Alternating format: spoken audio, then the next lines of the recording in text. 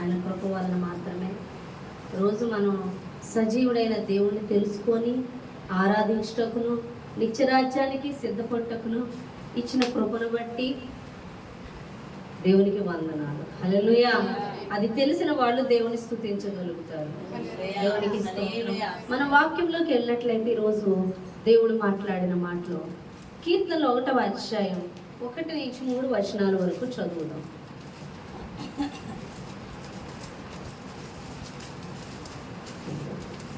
దుష్టుల ఆలోచన చొప్పున నడువక పాపుల మార్గమున నిలవక అపహాసకులు కూర్చుండు చోటున కూర్చుండక యెహోవా ధర్మశాస్త్రమునందు ఆనందించుచు దివారాత్రము దాని ధ్యానించువాడు ధన్యుడు. అతడు నీటి కాలువల యొరను నాటబడినదై ఆకువాడక తన కాలమందు ఫలమిచ్చు చెట్టు వలె ఉండును. అతడు చేయునదంతయు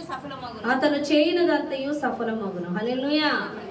యెహోవా ధర్మశాస్త్రమునందు ఆనందించుచు దివారాత్రము దాన్ని ధ్యానించువాడు ధన్యుడు. అతడు నీటి కాలువల యొర నాటబడినదై ఆకువాడక తన కాలమందు ఫలమిచ్చు చెట్టు వలె ఉండును. అతడు చేయునదంతయు సఫలమగును అని దేవుడు మాట్లాడుతున్నాడు. చూడండి, యెహోవా ధర్మశాస్త్రమునందు ఆనందించడము అంటే దేవుని వాక్యమునందు ఆనందించు వారమై ఉండాలి. దేవుని వాక్యములో గడిపే వారమై ఉండాలి. అలా గడిపే వాళ్ళు ఎలా ఉంటారంట? నీటి యొర నాటబడిన చెట్లు వలె ఉంటారంట. హల్లెలూయా. మీకు చాలాసార్లు చెప్పాను, మళ్ళా చెప్తున్నాను. చూడండి, పొలాల్లో కాలువలు ఒడ్డున కాలువలు గట్లు ఉంటాయి చూడండి. కాలువలకి అక్కడ చెట్లు వేస్తారు, అవునా కదా? అటు పక్కన కాలువలు ఉంటాయి, పంట కాలువలు. వాటి దగ్గర చెట్లు వేసినప్పుడు అవి ఎలా ఉంటాయి? ఎప్పుడు కూడా ఎండిపోవు. కారణం, దానికి ఎల్లప్పుడూ నీరు అందుతుంది.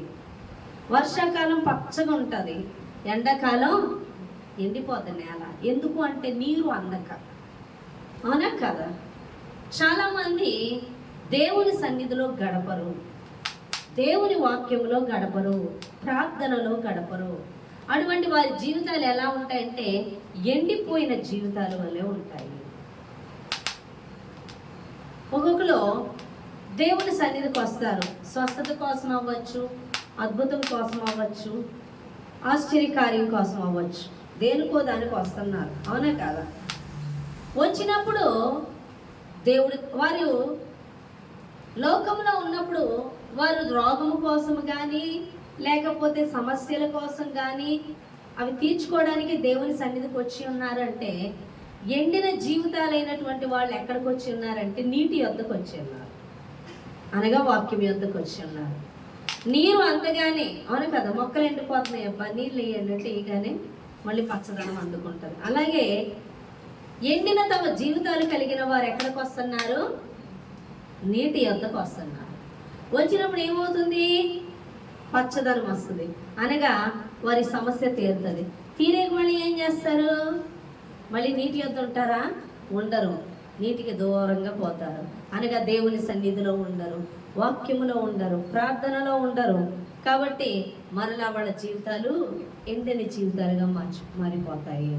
నాకు స్వస్థత వచ్చింది కదా దేవుని సన్నిధిలోకి వెళ్ళాక, మళ్ళా రోగం ఎందుకు వచ్చింది అంటే అనుకుంటారా? స్వస్థత నిజం కాదేమో అని. నిజమే ఆ స్వస్థత. మరి ఇప్పుడు ఎందుకు అనారోగ్యం వచ్చింది అంటే మరలా నువ్వు దేవుని సన్నిధిని విడిచిపెట్టావు.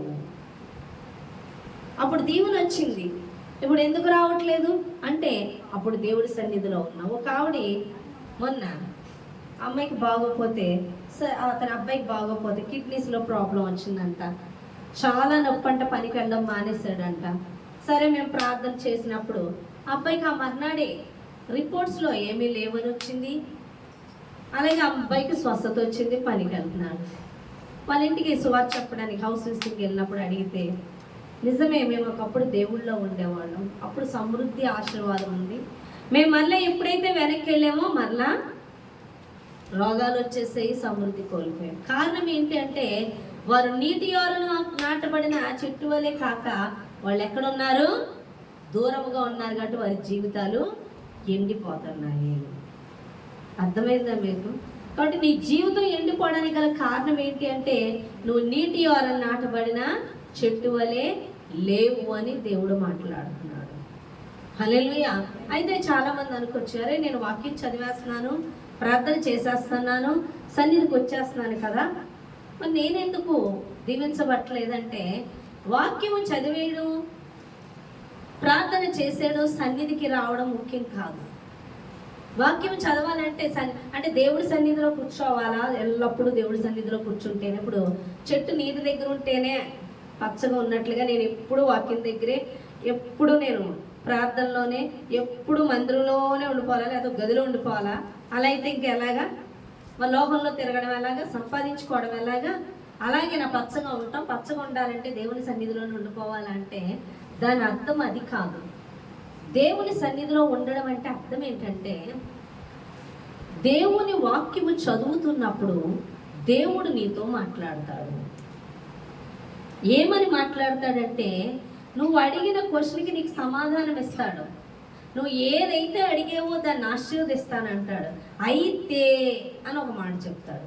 ఏంటి ఆ మాట అంటే, నేను ఒక ఉదాహరణ చెప్తాను. అబ్రహాముకి దేవుడు పిల్లలు లేనప్పుడు పిల్లలు ఇస్తాను, కానీ ఏం చెప్పాడు? నువ్వు ఉన్న పాటున బయలుదేరాలి. అద్భుతం చేస్తాను, కానీ నువ్వేం చేయాలి? ఉన్న పాటున నీ దేశమును విడిచి, నీ ఇంటి వారిని విడిచి నువ్వు బయలుదేరాలని దేవుడు మాట్లాడాడా లేదా? అనగా దేవుని చిత్తము చేయమన్నాడు. హల్లెలూయా. నా విషయంలో నేను ప్రార్థన చేశాను. నేను ఆర్థికంగా చాలా ఇబ్బంది పడుతున్నప్పుడు, వివాహం అయినప్పుడు చాలా ఇబ్బంది. నేను వివాహం చేసుకున్నానే కానీ వృధా. అదేదో పెళ్లి చేసుకోకుండా చక్కగా జాబ్ చేసుకోండి. పెళ్ళికి ముందు ఎలా ప్రయాసపడ్డాను, పెళ్ళికి కూడా అదే ప్రయాసం. మళ్ళీ ప్రాబ్లం వచ్చింది. పెళ్లి చేసుకున్నాక భర్త చూసుకుంటాడు, అవునా కదా? భార్యని అన్ని సమస్య, నాకు అది కాదు, నేను చూసుకోవాల్సి వచ్చింది. ఎవ్రీథింగ్ చేత కాదు. నేను అప్పుడు దేవుని సన్నిధిలో ప్రార్థన చేశాను. మరలా నాకు మొదటికే వచ్చింది. తను ఏమిందుగా అంటున్నాడంటే మనం మనుషులకు ఆనుకోవాలి, మనుషులకి జారపడాలి, మనుషుల్ని అడుక్కోవాలి, వాళ్ళకి మనం దాసులుగా ఉండాలి అన్నట్టు మాట్లాడేవాడు. మనం ఎవరికి దాసులుగా ఉండాలి? చూడాలి నా వైపు. ఎవరికి దాసులుగా ఉండాలి? దేవునికి తప్ప ఎవరికి మనం ఉండకూడదు. దేవుణ్ణి అడగాలి, తన మనుషుల్ని అడగాలి, కాదు దేవుణ్ణి అడగాలి. నేను దేవుణ్ణి అడిగినప్పుడు దేవుడు మాట్లాడాడు. నేను పోషించాలి, నేను ఆశీర్వదించాలి, నీకు సమస్తం ఇస్తాను. అయితే నేనేం చేయాలంట? ఆయన సువార్తను ప్రకటించాలంట, ఆయన వాక్యమును బోధించాలంట, ఆత్మలను కట్టాలంట.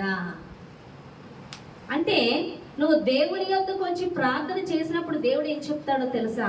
నువ్వేం చెయ్యాలో ఆయన చెప్తాడు. నువ్వేది అడుగుతున్నావు దానికి మించే నిన్ను ఆశీర్వదిస్తాడు. అయితే నువ్వేం చెయ్యాలో అది చెప్తాడు. అదే దేవుని చిత్తము. హల్లెలూయా. అనగా నీటి ఓరన నాటబడిన చెట్టు అంటే నువ్వు దేవుని చిత్తములో నడవాలి అని దేవుడు మాట్లాడుతున్నాడు. ఎందులో నడవాలి? దేవుని చిత్తములో నడవాలి. దేవుని చిత్తములో నడిచిన వారు లోకములో ఉన్న లోక పాపం వారిని అంటకుండా దేవుడు నడిపిస్తాడు. ఎందుకంటే అది దేవుని మార్గమై ఉన్నది, అది దేవుని చిత్తమై ఉన్నది, అది దేవుని ఉద్దేశమైన మార్గమై ఉన్నది. కాబట్టి నువ్వు లోకములో ఉన్న లోక పాపము నిన్ను అంటదు. చేప ఉంది, చేప సముద్రంలో ఉంది. చేప సముద్రంలో ఉన్నప్పటికీ చేప ఉప్పగా ఉంటుందా? ఉండదు. మనకి సముద్రం అంటే లోకము. మనం లోకంలో ఉన్నప్పటికీ లోకం మనల్ని అంటకుండా జీవించాలి అంటే కేవలము దేవుని చిత్తము చేయవారే అలాగే జీవించగలరు. ఆ దేవుని చిత్తమే లోక పాపం అంటకుండా జీవింపజేస్తుంది. అర్థమవుతుందా? కాబట్టి దేవుని చిత్తములో నడుచుకొనుట నీటి ఓరన నాటబడిన చెట్టు. అది తన కాలమందు ఫలమిచ్చే చెట్టు వలె ఉంటది. వారు చేసేదంతా సఫలమవుతుంది. దేవుడి సన్నిధిలో గడపడం అంటే 5 నిమిషాలు కూర్చొని ఒక కీర్తన చదివేసాము. అయ్యా ప్రభానికి స్తోత్రాలు, మరి ఆశీర్వదించు, నీకు వందనాలు, మరి నాకు పలానాది కావాలి, దీవించి అని చెప్పి వెళ్ళిపోవడం కాదు. దేవుని పాదముల యొద్ద పట్టుకోవాలి. ప్రభా నాతో మాట్లాడు, నేనేం చేయాలో నీ కొరకు మాట్లాడు, నేను ఎలా ఉండాలో నీ కొరకు మాట్లాడు, నీ స్వరూపంలోకి నన్ను మలచు అని ఆయనతో మాట్లాడాలి. ఆయన నీతో మాట్లాడాలి, ఆయన నీకు చెప్పాలి అని ఉద్దేశం ఏంటో. దావీదు దేవుని హృదయానుసారుడు. దావీదు దేవునికి ఏది చెయ్యాలనుకుంటున్నాడో దావీదు ఏది చేస్తో దేవునికి ఇష్టం అది చేసుకుంటే వెళ్ళాడు. మన సైడు వాయించాడు కాదు ఆయన పట్టుకొని. మనకేది కావాలో మనకంటే ఆయనకే తెలుసు. మనకు కావాల్సింది అడిగేసి దానికోసం పోరాటం కాదు. దేవుడు ఏం చేయమంటున్నాడో ఆ చిత్తము ఎరగాలి. హల్లెలూయా. ఆ చిత్తములో నడుచుకోవడమే దేవుని సన్నిధిలో ఉండడం. నువ్వు దేవుని సన్నిధిలో ఉంటేనేగా ప్రార్థన చేస్తావు. ప్రార్థన చేసి అడిగినప్పుడు చెప్పినది నువ్వు చేయడమే ఆయన సన్నిధిలో గడపడం అని దేవుడు మాట్లాడుతున్నాడు. ఆయన చిత్తములో చేస్తున్నప్పుడు నువ్వు లోకంలోనే కాదు, పాపుల మధ్య ఉన్న నీకు పాపం అంటదు. ఎంత భయంకరమైన మనుషుల మధ్య ఉన్నా నువ్వు దేవుని చిత్తము చేస్తున్నప్పుడు, మనుషుల ఇష్టం చేయనప్పుడు, నీ ఇష్టము చేసినప్పుడే పాపము నిన్ను అంటుతుంది. కానీ దేవుని చిత్తము చేస్తున్నప్పుడు అది నీతిమంతులుగా తీర్చుతుంది. నువ్వు ఎంతగా దేవుని చిత్తం చేస్తావు అంత పరిశుద్ధురాలుగా మార్చబడతావు. నీ ఆలోచన మనుషుల ఆలోచన కాదు, దేవుని ఆలోచన చేయవారు పరిశుద్ధులుగా మార్చబడతారు, నీతిమంతులుగా మార్చబడతారు. నువ్వు దేవుని చిత్తము నెరవేరుస్తున్నావు, మనుషులు నీకు వ్యతిరేకంగా మార్చబడతారు, పరిస్థితులు నీకు వ్యతిరేకంగా మార్చబడతాయి. అయినా నువ్వు దేవుని చిత్తము నెరవేరిస్తే లోక పాపము ఎంత మాత్రము నేను అంటదు. నువ్వు చేయనదంతయు సఫలం అవుతుందని దేవుడు మాట్లాడుతున్నాడు. చాలా మంది భయపడిపోతారు, దేవుని చిత్తము చేయరు, మనుషుల ఇష్టాలు, వాళ్ళ కంఫర్ట్గా ఉండే విషయాలు చేస్తూ ఉంటారు. అది దేవుని చిత్తం కాదు. ఎందుకంటే చూడండి, మత్తయి సువార్త 7వ అధ్యాయం, మత్తయి సువార్త 7వ అధ్యాయం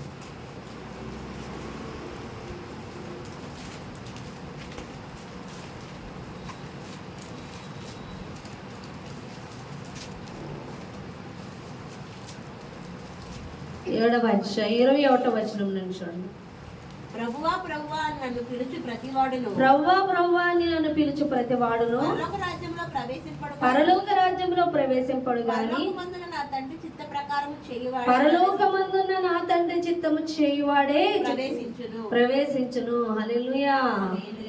ఆ దినమున అనేకులు నన్ను చూచి ప్రభువా ప్రభువా మేము నీ నామమున ప్రవచింపలేదా, నీ నామమున దెయ్యములను వెళ్ళగొట్టలేదా, నీ నామమున అనేకమైన అద్భుతములు చేయలేదా అని చెప్పుదురు. అప్పుడు నేను మిమ్మల్ని ఎన్నడూను ఎరుగను, అక్రమము చేయువారులారా నా యొద్ద నుండి పొండని వారితో చెప్పుదును. హల్లెలూయా. చూసారా, ప్రభువా ప్రభువా అని పిలుచు ప్రతివాడు పరలోక రాజ్యంలో ప్రవేశించడు గాని పరలోకమందున్న తండ్రి చిత్తము చేయవాడే. ఇప్పుడు పరలోక రాజ్యం ఎవరు ప్రవేశిస్తారు? నీతిమంతులు పరిశుద్ధులు. నీతిమంతులు పరిశుద్ధులుగా ఎవరు మార్చబడతారు? ఆయన యందు విశ్వాసం ఉంచి ఆయన చెప్పినది చేయవాడే. హల్లెలూయా. అవునా కదా? ఆయన యందు విశ్వాసం ఉంచు. అవును కదా? నీతిమంతుడికి ఎప్పుడు మార్చబడ్డాడు?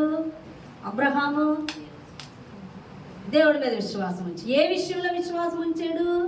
దేవుడు ఉన్న పాటను బయలుదేరమంటే బయలుదేరాడు, విశ్వాసం ఉంచి బయలుదేరాడు. నీకు దేవుడు ఏదైనా పని చెప్పినప్పుడు ఆ పని ఎలా ఉంటుంది అంటే ఈజీగా ఉండదు, కష్టంగా ఉంటుంది. అవునా కదా? ఎంత కష్టం. ప్రభువా నాకు మరి పోషణ దయచేయంటే, నీకు జాబ్ ఎందుకు, నేను పోషిస్తానంటే సరే, అది అది అతి తేలిక వెళ్ళిపోతుందా? దానికి విశ్వాసం కావాలి. నువ్వు నన్ను నమ్ముతున్నావా? అయితే ప్రయత్నాలు మాని అన్నాడు. మానేశాను. మానేసినప్పుడు ఏమైంది? నీతిని ఆయన నీతి వస్త్రము నాకు ధరింపచేశాడు, ఆయన నీతి నాకు ఆపాదించబడింది. హల్లెలూయా. నీతిమంతుల విజ్ఞాపన ఆయన ఆలకిస్తాడు. అప్పుడు విజ్ఞాపన చేస్తున్నప్పుడు ఏం జరిగింది? ప్రార్థన ఆలకింపబడుతుంది. హల్లెలూయా. అంటే నీతిమంతులకు ఎప్పుడు మార్చబడతాం? ఆయన చెప్పింది, ఆయన చిత్తము చేయడం. ఆయన చిత్తము చేయాలంటే ఏం కావాలి? విశ్వాసం కావాలి. నువ్వు విశ్వాసం ఉంచి ఆయన చిత్తము చేస్తున్నప్పుడు ఏం జరుగుతుంది? నువ్వు నీతిమంతురాలుగా పరిశుద్ధురాలుగా మార్చబడతావు. అటువంటి వారే పరలోక రాజ్యంలోకి ప్రవేశిస్తారు. ప్రభువా ప్రభువా అని చెప్తే ఏంటి ఉపయోగం? ఒక్కొక్కరు ప్రార్థనలు చేస్తుంటారు, వన్ సైడే, ఎంతసేపు వన్ సైడ్ చేస్తారు. వాళ్ళు ఎలా మాట్లాడతారంటే, నీ చర్చికి రావట్లేదా, నీకు దశమ భాగాలు ఇవ్వట్లేదా, నీ కానుకలు ఇవ్వట్లేదా, ఈ జాగ్రత్త అనే కదా. ఇక రానోళ్ళు గొడవ లేనే లేదు. హల్లెలూయా. వాళ్ళు ఇంకా తెలివితేటలుగా చెప్తారు, మేము కొంచెం పాపం చేస్తున్నాం, కొంచెం పరిశుద్ధులు కాదు, వచ్చేట అర్హత లేని వాళ్ళం మందిరానికి అని ఒక సాకులు చెప్తూ ఉంటారు. ఇవన్నీ దెయ్యపు మాటలు. అర్థమవుతుందా? నువ్వేం చేయాలి? నీ పరిస్థితులు కాదు, దేవుని మీద విశ్వాసం ఉంచి నీ పరిస్థితి ఎలాగున్నా కదులు అన్నప్పుడు కదిలిపోవడమే. అదే చేశాడు అబ్రహాము.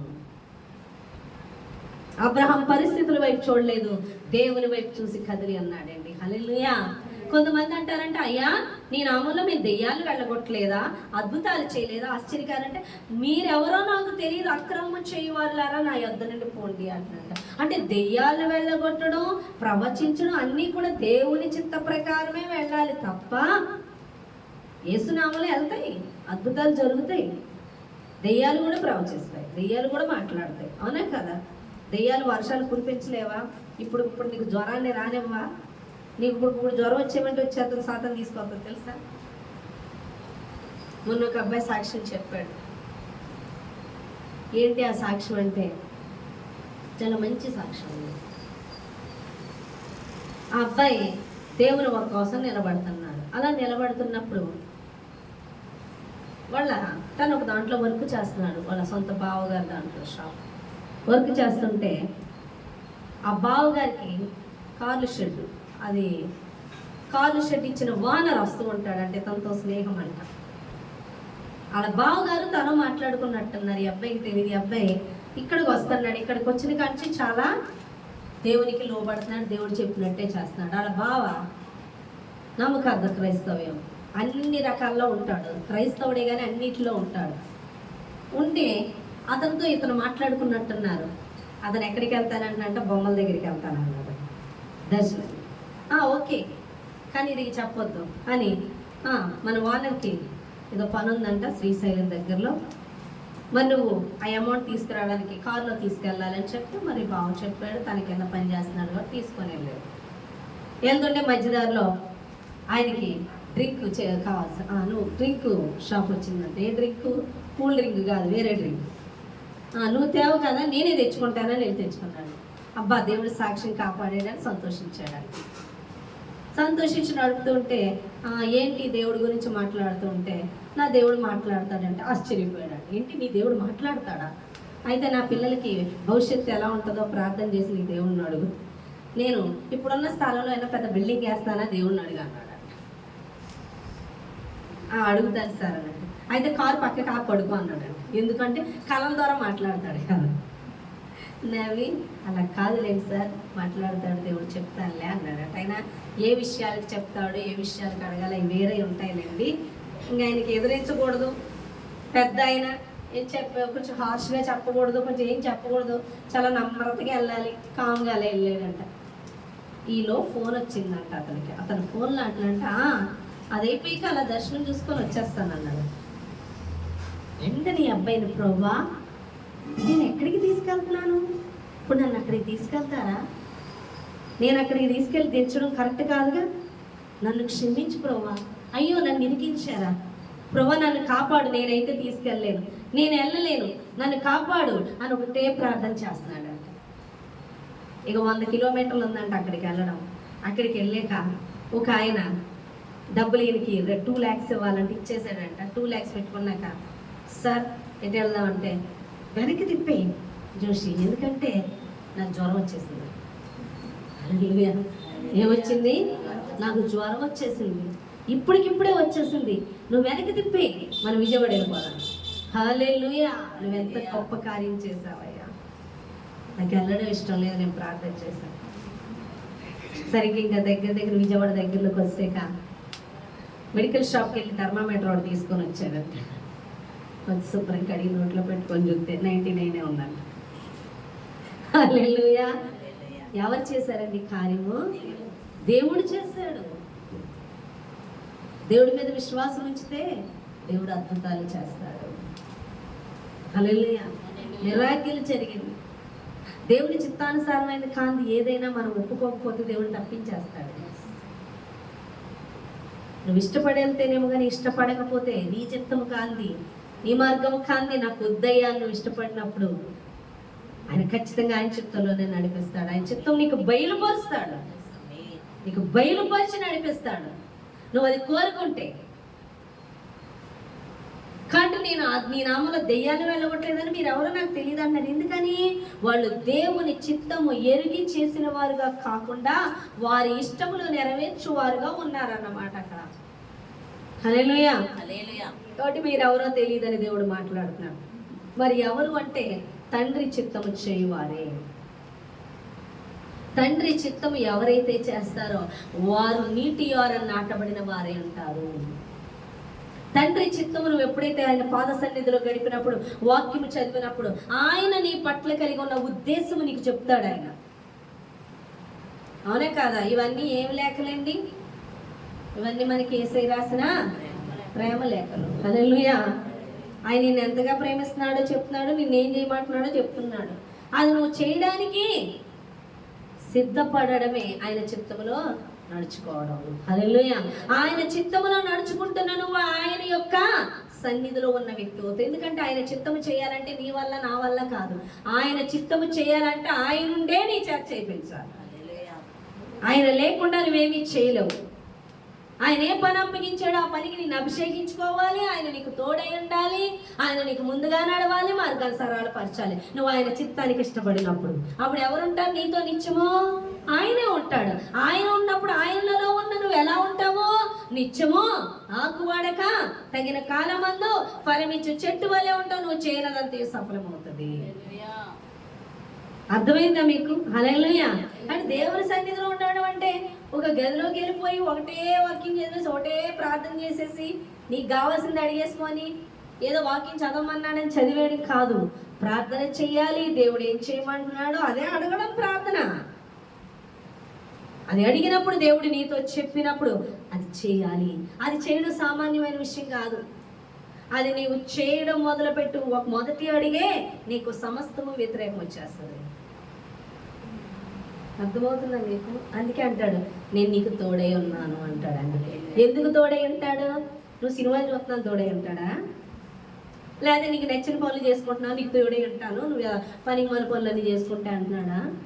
నువ్వు దేవుని చిత్తము నెరవేరుస్తున్నప్పుడు పరిస్థితులు ఎల్లా నీకు వ్యతిరేకంగా మార్చబడతాయి, మనుషులు ఎల్లా నీకు వ్యతిరేకంగా మార్చబడతారు. కానీ అంటాడు నేను నీకు తోడై ఉన్నాను.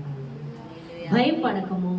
జలముల్లో దాటి వెళ్తున్నావేమో మునిగిపోవు, అగ్నిలో నడిచినప్పుడు కాలిపోవు, ఎందుకంటే నేను నీకు తోడై ఉన్నానని దేవుడు మాట్లాడుతాడు. హల్లెలూయా.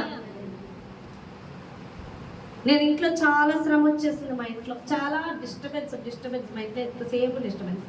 మా అమ్మ నాన్న ఓ డిషన్ మేము అలా కూర్చొని అలా వినేదాన్ని. అలా మాటలు వింటే అక్కడే మనకే లోకల్లో ఉన్న వాళ్ళు అయితే పైకి పోతారు.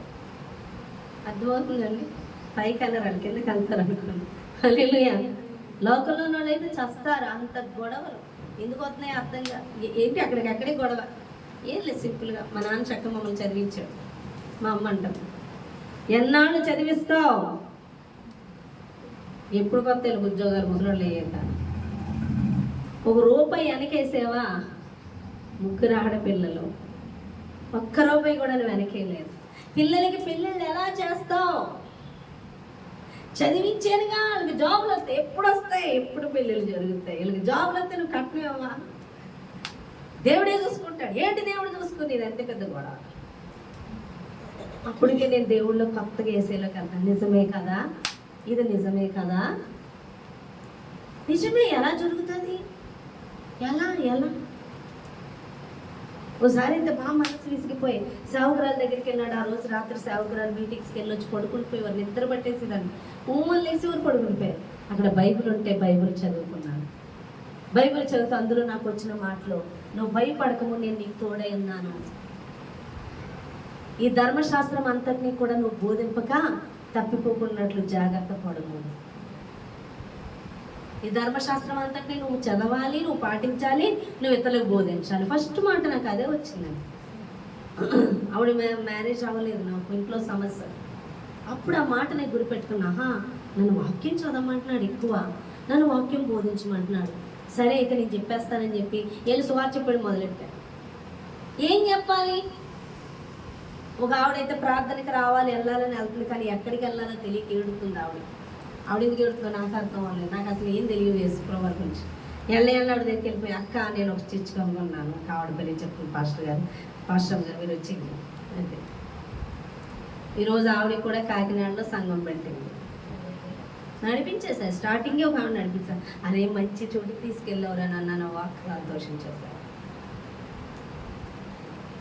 ఇప్పుడు ఆవిడ నడిపిస్తుంది. ఎవరు నడిపించారు? నేనే. ఒక వెంటనే తీసుకెళ్ళిపో 3 రోజులు ప్రయాస అయింది. ఆవిడ స్కూల్లో టీచర్ కింద చేసేది, మధ్యాహ్నం పూట వచ్చేది. ఆవిడ వచ్చినప్పుడు ఈవిడ ఉండేవారు కాదు, ఫోన్లు ఉండే కాదు మాకు. ఎలబతికి తాళం వేసి ఉండేది, కారు బతికి రేపు వస్తాను మళ్ళీ అమ్మన్నాడు తాళం. ఆ తర్వాత ఆవిడ ఉంటే ఈవిడ వచ్చేది కాదు, ఈవిడ ఉంటే ఆవిడ వచ్చేది కాదు. అలా 4 రోజులు తిరిగేది. 5వ రోజుకి ఎలా అయితే కలిసాం. అమ్మయ్య దేవుని స్తోత్రం. ఆ ఆత్మ రక్షింపబడింది, ఈరోజు ఆత్మలే కదిలేస్తుంది. ఎవరు నడిపించారు? ఆ రోజు దేవుడు మాట్లాడిన మాటగా వెంటనే లోపడతాను. అప్పటి నుంచి ఆత్మలను కదిలించడమే స్టార్టింగే. మందిరాన్ని నడిపించాలి. నేను వాక్యంలో ఎదిగాక నాకు తెలిసింది, ఆత్మలను మందిరానికి నడిపించాలి, సేవకులకు అప్పగించాలి. అలా చేసినందుకు ఈరోజు నాకు దేవుడు సంఘాన్ని అప్పగించాడు. ముందు సువార్తగా అది రండి, మీకు చోటికి తీసుకెళ్తాను, చాలా బలంగా చెప్తాను. తీసుకొచ్చే వరకు నేను ఊరుకునేదాన్ని కాదు. అనేక ఆత్మలు నడిపించాను నేను మందిరానికి. ఈరోజు దేవుడు ఇక్కడ అనేక ఆత్మల్ని సిద్ధపరిచే విధంగా నాకు అప్పగించాడు. నేను ఎప్పుడు ఖాళీగా లేనండి, అసలు సమస్య లేదు. నిత్యము చెప్తూనే ఉండేదాన్ని, ఎవరో తీసుకెళ్లే ప్రయత్నమే నిత్యము. నాకు అప్పుడు ఎన్ని సమస్యలు ఎన్ని ఉండేయో, భయంకరమైంది. దేని గురించి ఆలోచించేదాన్ని కాదు, మొదట దేవుని పని మీదే ఉండేది నా దృష్టి. అర్థమైందా? హల్లెలూయా. కాబట్టి దేవుని చిత్తము చేయవారు. ఇక్కడ దేవుడు ఒకటి మాట్లాడుతున్నాడు, ఏమనంటే మనమంట దేవుని చిత్తము చేస్తున్నప్పుడే పరలోక రాజ్యములో మన పని కనబడుతుందంట. నీ ఇష్టమో నీ ఉద్దేశమో నీ ఇల్లు చక్కబెట్టుకుంటున్నప్పుడు, నీకు ఇష్టమైన చేసుకుంటున్నప్పుడు పరలోక రాజ్యం అందు లిఖించబడదు. కానీ నువ్వు చేయు ప్రతి పని పరలోక రాజ్యంలో కనబడాలంట. నువ్వు పరలోక రాజ్యానికి వెళ్ళాలంటే నీ పేరు ఎక్కడ ఉండాలి? జీవ గ్రంథంలో నమోదవ్వాలి. హల్లెలూయా. అవును కదా? మనకి ఇల్లు ఇస్తున్నారు అనుకో, ఏం చేస్తాను? పేర్లు అంటే నా పేరు ఉండాలి, నా పేరు ఉండాలి, నా పేరు ఉండాలి. ఎవరి పేరు ఉంటుంది? కాగితాలు అన్ని కరెక్ట్గా పెట్టిన వాళ్ళకి, అన్ని కరెక్ట్గా ఉన్న వాళ్ళకి ఇల్లు వస్తుంది. పేరు వచ్చాక అమ్మయ్యా నాకు ఇల్లు వచ్చిందని సంతోషిస్తాం. మరి మన పరలోక రాజ్యంలో మన పేరు జీవ గ్రంథంలో ఉంటే ఎలా ఉంటుంది మన పరిస్థితి? ఆలోచించండి. అవునే కదా? నీ పేరు జీవ గ్రంథంలో నమోదైతేనే నువ్వు పరలోక రాజ్యంలో ఉంటావు. నీ పేరు పరలోక రాజ్యంలో నమోదవ్వాలి. ఇంకోటి, నీ యొక్క చేయి ప్రతి పని పరలోక రాజ్యంలో కనబడాలి. హల్లెలూయా. మనం చూసినట్లయితే అబ్రహాము ఎప్పటి నుంచి కనిపించాడు మనకి? అబ్రహాము దేవుడు పిలుచుకోవడం మొదలెట్టి కంచి కనపడ్డాడు. యాకోబు జీవిత చరిత్ర ఎక్కడి నుంచి పరిశుద్ధాత్మ దేవుడు రాయించాడు? ఎప్పటి నుంచి? యాకోబుకి యోసేపుకి ఎప్పటి నుంచి? దర్శనాలు మొదలైన కాడి నుంచి. అనే కదా? ఎవరి జీవితాలైనా దేవుని చిత్తం వారి ఎడల మొదలైనప్పుడు, వారు చేయడానికి లోబడినప్పుడే మొదలైంది, కనబడడం కనిపించింది, పరిశుద్ధాత్మ దేవుడు పట్టించుకోవడం మొదలైంది. నీ జీవితం నా జీవితం కూడా దేవుని చిత్తం చేస్తున్నప్పుడే అది పరలోకమందు లిఖించబడుతుంది. దేవుని చిత్తం చేస్తున్నప్పుడే పరిశుద్ధాత్మ దేవుడు కలుగు చేసుకోవడం ఉంటుంది. దేవుని చిత్తము చేస్తున్నప్పుడే నువ్వు ఆకు వాడక పచ్చని చెట్టు వలె ఉంటావు. నువ్వు దేవుని చిత్తం చేస్తున్నప్పుడే నువ్వు ఫలిస్తావు. నువ్వు చేయనదంతా సఫలమవుద్ది. నువ్వు దేవుని చిత్తం చేసినప్పుడే అది పరమందు కనపడుతుంది. నువ్వు దేవుని చిత్తం చేసినప్పుడే నిత్యరాజ్యానికి వారసత్వం కలిగి ఉంటావు. ఎంతమందికి అర్థమవుతుంది? హల్లెలూయా.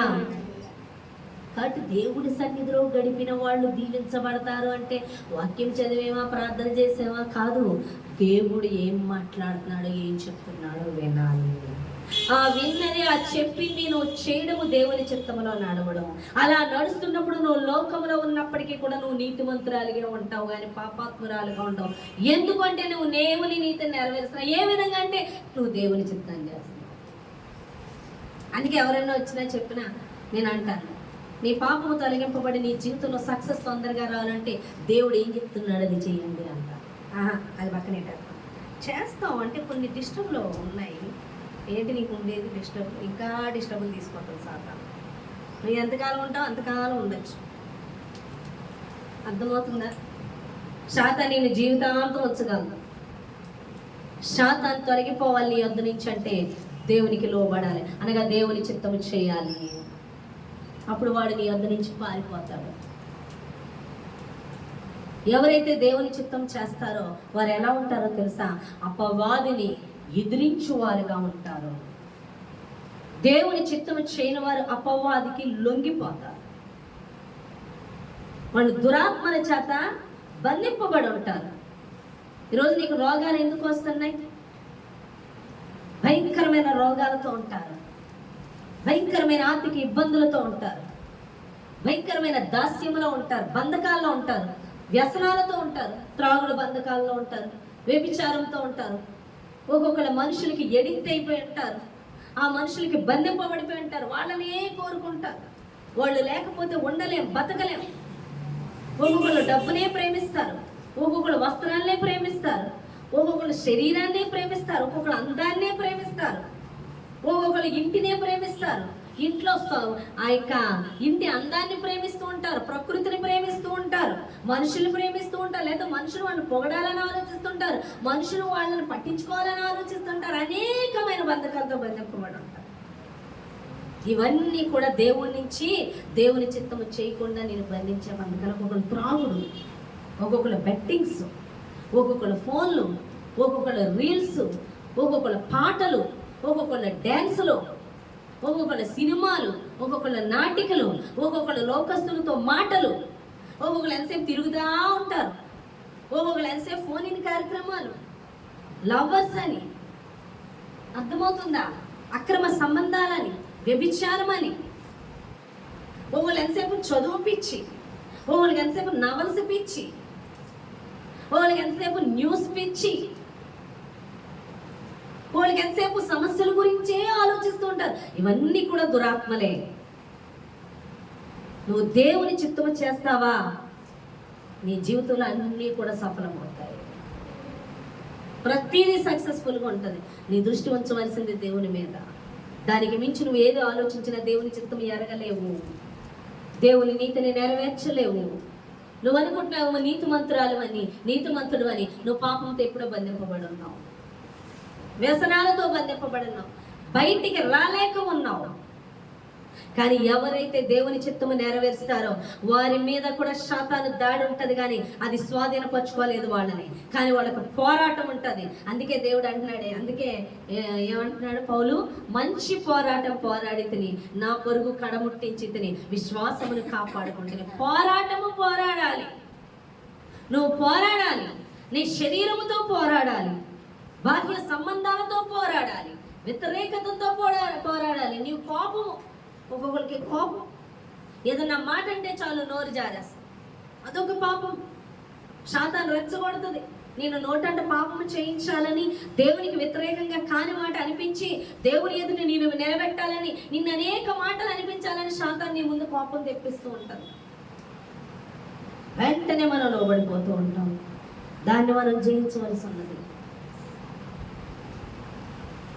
చాలా మంచి మంచి మాటలతో మనల్ని లాగడానికి చూస్తూ ఉంటారు. చాలా జాగ్రత్త పడాలి. నువ్వు పడిపోకూడదు, ప్రతిదాన్ని ఎదిరించాలి. ఆ ఎదిరించే స్థితిలో ఎప్పుడు ఉంటావు అంటే దేవుని చిత్తము చేస్తున్నప్పుడు. అర్థమవుతుందా? హల్లెలూయా. ఏం చేయాలి? దేవుని చిత్తము చేస్తున్నప్పుడే దాన్ని ఎదిరించగలుగుతావు. అప్పుడే నువ్వు నీతిమంతురాలా నిలబడగలుగుతావు. అప్పుడే నువ్వు చేయనదంతే సఫలమవుతుంది. నువ్వు దేవుని చిత్తం మొదలైనప్పుడే పరలోకమందు నువ్వు చేయి ప్రతి పని కనబడుతుంది. మనం చేసే ప్రతిదీ పరలోకంలో కనబడాలి. మనకి ఘనత తేవాలనో, లేకపోతే మనం చూపించుకోవాలనో, మనం కనపడాలనో చేయకూడదు. ఎవరు కనపడాలి? ఈ లోకానికి దేవుడు కనబడాలి. పరలోకంలో నువ్వు చేయి పని కనబడాలి. ఆయన చూడాలి, మనుషులు కాదు నీ చూడవలసింది. ఎవరు చూడాలి? దేవుడు చూడాలి. మనుషులు చూడాలని చేసేవాళ్ళు కూడా దురాత్మ సంబంధులే. వీళ్ళకి అదో రోగం, అది కూడా దురాత్మే. అర్థమవుతుందా? చాలా మంది ప్రేయర్ ఇవ్వాలి సంఘంలో, ప్రేయర్ ఇవ్వకపోతే నన్ను పట్టించుకోలేదు, నన్ను లెక్క చేయలేదు, నాకు ప్రేయర్ ఇవ్వలేదు. నువ్వు ప్రేయర్ చేయాలి, అప్పుడు పరిశుద్ధాత్మ దేవుడు ఇస్తే ఇస్తాడు, లేకపోతే లేదు. నాకు పాట ఇవ్వలేదు కాబట్టి నేను చర్చికి వెళ్ళను, నాకు అది ఇవ్వలేదు, నాకు ఇది ఇవ్వలేదు, నన్ను ఘనపరచలేదు అంటే నువ్వు మనుషుల్లో ఘనతను కోరుకుంటున్నావు. నేను దృష్టి ఉంచవలసింది దేవుడు. నిన్నెక్కడ చూపించాలో, నిన్నెక్కడ నిలబెట్టాలి, నిన్ను కాదు ఆయనలో నువ్వు కనబడాలి. ఆయన్ని నువ్వు చూపించగలగాలి, కానీ నిన్ను చూపించుకోకూడదు. నేను పాట పాడాలి, నేను ప్రార్థన చేయాలి, నేను అది కూడా శాతాన్ సంబంధమైంది. నేను కనబడాలి, నేను చెయ్యాలి. కొంతమంది పరిచర్య అయితే లాభాలను ఆశించడానికి చేస్తూ ఉంటారు. సంఘానికి ఒక అమ్మాయి వచ్చేది, మందిరానికి ఆత్మలు తీసుకురమ్మంటే ఆలోచన చేసేది, దీనికి ఆత్మలు తీసుకొస్తే ఏంటి, దీనికి డబ్బులు వస్తాయి, నాకేమొస్తాయి, నేనే ఒక సంఘాన్ని కట్టేసుకోవాలి. నీకేమన్నా అప్పగించాడా సేవ దేవుడు? నీతో మాట్లాడాడా? మాట్లాడలేదు, అప్పగించలేదు సేవ. లోకపరంగా ఆకర్షించేసి ఒక కట్టేసుకుందాం చూడు, కానీ దేవుడే యాక్సెప్ట్ చేయలేదు. హల్లెలూయా.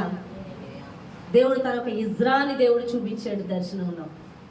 2 తలంపుల మధ్య కలిగిన వ్యక్తి, ఏది అనుకూలంగా ఉంటే అటు పారిపోయే వ్యక్తి అని దేవుడు మాట్లాడుతున్నాడు. ఒక ఆమెకైతే తనే కనబడాలంట, దేవుడు తృణీకరించిన వ్యక్తిగా తీసేశాడు. అసలు ఆయన కోరుకోలే. దేవుడు నీ ద్వారా ఆత్మలు కడుతున్నాడు అంటే అర్థం నేను అప్పగించమంటున్నాడని. సమరయ స్త్రీ ఊళ్ళోకి వెళ్ళి ఏమని చెప్తుంది? నాతో మాట్లాడిన వాడు క్రీస్తుగాడా అని అనేక ఆత్మలు క్రీస్తు యొద్దకు నడిపించింది. ఏదో లాభాలను ఆశించో, ఏదో ఇంట్లో గడిచిపోవాలనో, ఏదో డబ్బులు వస్తాయనో పరిచర్యకి రావడం కాదు. దేవుని చిత్తం ఏంటో ఎరిగి నువ్వు చెయ్యాలి. నీ ఎడల దేవుని చిత్తం ఏంటో నువ్వు తెలుసుకోవాలి.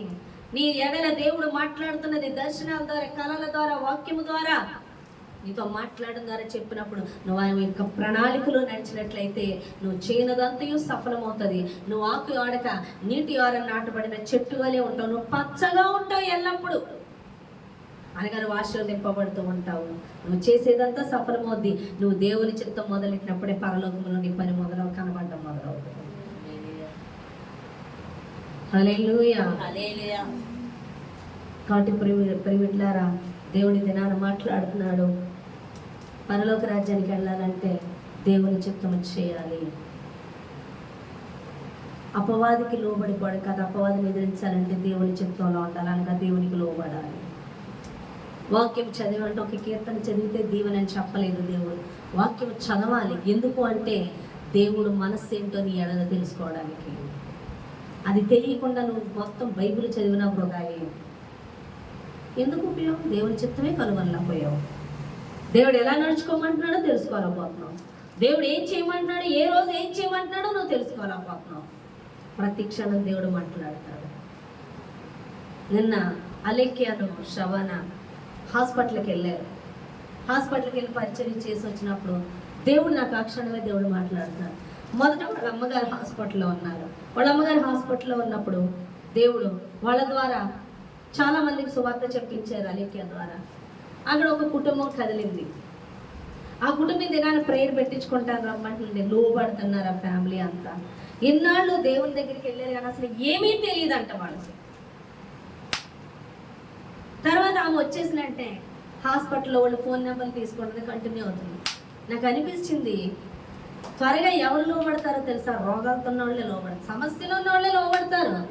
సమస్య లేకపోతే 4 ఏళ్ళు నోట్లోకి వెళ్తే దేవుడు ఎవరు అంటారు, ఆడెవరు అని అడుగుతారు. ఇక్కడ సువార్త చెప్తే బాగుండేది అనిపించింది నాకు. ఎలా అనుకున్నాక మళ్ళీ అలేఖ్య ఫోన్ చేసింది, అక్క జాన్ అన్న అబ్బాయికి బాగాలేదు. ఎక్కడున్నాడంటే మళ్ళీ అదే హాస్పిటల్లో, మళ్ళీ అటువంటి ప్లేస్లోకి మళ్ళీ వెళ్ళారు. ఇంకొంచెం మందికి సువార్త చెప్పారు. దేవుడు మాట్లాడుతున్నాడు, వెళ్ళమను, సువార్తకు వెళ్ళమను. ఈరోజు చెప్పిన వాళ్ళు ఇంకొకరు కదులుతారు, వాళ్ళ కోసం వెళ్ళమను. నెక్స్ట్ ఇంకొకరు కదులుతారు. నేను అన్నాను, ఎలా వెళ్తారు ప్రభువా, హాస్పిటల్ ఎవరో ఉండాలి, మొన్నటి వాళ్ళ అమ్మగారు ఉన్నారు, ఇప్పుడు ఈ అబ్బాయి నడేలా వెళ్తారంటే వెళ్ళమను. ఎవరొకరు కదులుతారు. హాస్పిటల్కి వెళ్ళలేని పని ఉండదు, ఏదో ఒకటి పట్టుకొని వెళ్ళమని ఇవ్వడానికి పేషెంట్స్. ఈరోజు ఒకరు కదులుతారు, వాళ్ళు వెళ్ళేలోపు ఇంకొకరు కదులుతారు, వాళ్ళు వెళ్ళేలోపు ఇంకొకరు కదులుతారు. హాస్పిటల్ పరిచర్య అప్పగిస్తానని దేవుడు నా హృదయం దేవుని మీద పట్ట మాట్లాడతాడు. ప్రతిదీని నాతో మాట్లాడుతున్నాడు దేవుడు. వెళ్ళమంటున్నాడు మిమ్మల్ని అంటే అప్పుడు చెప్తుంది శబన, వదిన అప్పుడు మీరు నాకు చెప్తున్నప్పుడు నాకు కల గుర్తు వస్తుంది, మీకు చెప్పాను. ఏంటి అంటే నేను హాస్పిటల్లో హాస్పిటల్ నేను తుడుతున్నాను, మాఫ్ చేస్తున్నాను అని చెప్పింది. నేను మీకు అప్పుడు చెప్పాను కదంటే అవును షాపా హాస్పిటల్ లేదు వదిన హాస్పిటల్ అంది. హల్లెలూయా. ఓకే, నాకు దేవుడు కన్ఫర్మ్ చేశాడు. ఇది నువ్వు అనుకోలేదు కాదు, లేకపోతే తప్పుగా అనుకోలేదు కాదు, ఇది నేను చెప్పింది అని దేవుడు మాట్లాడాడు. ఎస్, మీరు బయలుదేరండి. అయితే దేవుడు మాట్లాడాడు, ఈ క్షణమే మాట్లాడాడు. మొదలుపెట్టేయండి అంతే. ఇప్పుడు చెప్తే ఏ నెలకో కాదు, దేవుడు మొదలు పెట్టాడు. వెంటనే మీరు పరుగులెత్తండి. దేవుడు ఎవరిని అప్పగించవలసి ఉన్నాడు. ఎందుకంటే ఒక్క నిమిషంలో ఎన్నో ఆత్మ చచ్చిపోతున్నారు. ఏమో నువ్వు వెళ్ళి సువార్త చెప్తే ఏ ఆత్మ రక్షింపబడతాడు. ఇంతగా దేవుడు మాట్లాడి, ఇంతగా తన వేదన మనుషుల కోసం చెప్పుకుంటే నువ్వు ఎంత సమయం దేవుని స్వరాన్ని వింటున్నావు, ఏం వింటున్నావు, ఏం ఆత్మ కోసం పరుగులెత్తుతున్నావు. రోజులు తరబడి, సంవత్సరాల తరబడి నా పని నేను అన్నదే కానీ దేవుని యొక్క ఉద్దేశం ఎరిగి అన్నావా అని దేవుడు మాట్లాడుతున్నాడు. నువ్వు ఎరిగి ఉంటే, నువ్వు వినడానికి చెవి ఎత్తితే ఈ క్షణమే నీతో మాట్లాడతాడు. ఆయన ఉద్దేశం ఏంటో. నీ చుట్టూ అనేకులు నశించిపోతున్న ఆత్మలు ఉన్నారు. వారిని వెతికి రక్షించడం దేవుని చిత్తాన్ని ఏ విధంగా వెళ్ళవలసినదో ఆ చిత్తము నీకు బయలుపరుస్తాడు.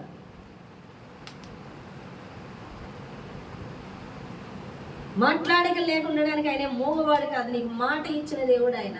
ఎందుకు మాట్లాడలేడు? వినగలిగే చెవులు మనకు ఉండాలి. దృష్టి ఆయన పని మీద ఉండాలి, ఆయన చిత్తం మీద ఉండాలి, ఆయన ఉద్దేశం మీద ఉండాలి, ఆయన హృదయానికి ఏది ఇష్టం అది చెయ్యాలని ఉండాలి. కానీ ఎంతసేపు మనది మన దాని మీదే దృష్టి పెట్టేసుకొని మాట్లాడేస్తే అది కాదు. ఆయన మీద దృష్టి నిలబడి నీ పక్కనట్టు నీరు తీర్చడానికి దేవుడు సమర్థుడు. ఆయన చెప్పేది ఏంటో నువ్వు చెవియకు. ఆయన చెప్పేది మొదలు పెట్టావా, నువ్వు చేసుకునే దాంట్లో కూడా అంత సమృద్ధి ఉండదు, నువ్వు చేసుకునే దాంట్లో కూడా అంత సంతృప్తి ఉండదు, నువ్వు చేసుకునే దాంట్లో కూడా అంత దీవెన ఉండదు. దేవుని చిత్తంలో అడుగులు వేయడం మొదలు పెట్టావా, దేవుడు డోర్స్ ఓపెన్ చేసేస్తానని దేవుడు మాట్లాడుతున్నాడు. కాబట్టి దేవుని చిత్తమని ఎరిగి నడవమని దేవుడు మాట్లాడుతున్నాడండి. ఈ చిన్న మాటలు దేవుడు దీవించి ఆశీర్వదించిన దాకా.